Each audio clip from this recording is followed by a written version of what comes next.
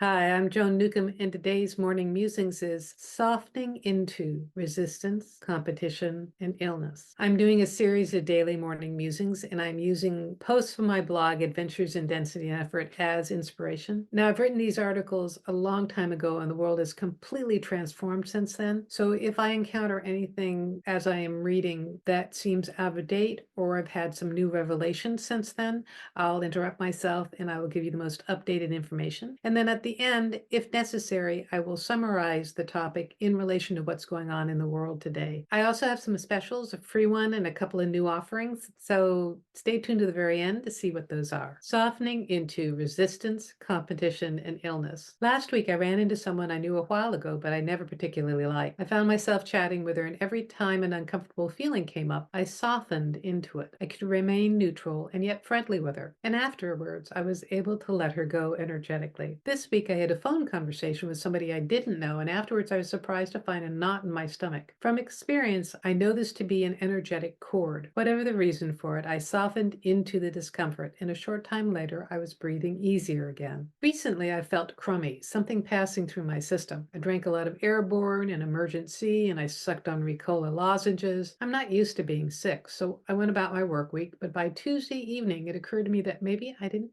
have to attend a meeting. I could stay home instead. I softened into the experience and soon felt much better. Today, I was in the middle of entering emails into my address list when the power suddenly went out. My whole morning was redirected, so I softened into it. I ended up in bed finishing a book I'd been reading by flashlight. Amusingly, I got to a part where the author was talking about confronting a painful situation from their past, and they went numb. Oh, I remember going numb, I thought, and the power went back on. It was such a clear gift and message. The gift was a bit of a day off after an intense week. The message was about staying present and not resisting, letting all these experiences pass through. Softening into is a form of non-resistance. Energy can come and go in the form of people, in the form of illness, in the form of circumstances. Softening into is going with the flow, not swimming upstream and going against the current. I'm softening into my inner resistance as well. The part of me that had a whole agenda for today, which pretty much got blown along with the power. The part of me that wants to be someplace different than where I actually am. I'm here. I'm breathing. I'm listening to the parakeets in the next room. I feel very in the now. The world hasn't stopped because I didn't get everything done on my to-do list. Someone actually called for a reading, so my receptive flow hasn't ceased. It's maybe increased. Notice where in your life you soften into. Any person, place, or thing that you're tense and uncomfortable with, try softening into it. Watch how it changes the flow of your day, your week, and your life. So I'd actually forgotten about this technique, but I think it's pretty good. So rather than resisting somebody or something, which puts up this solid wall that magnetically attracts what you don't want,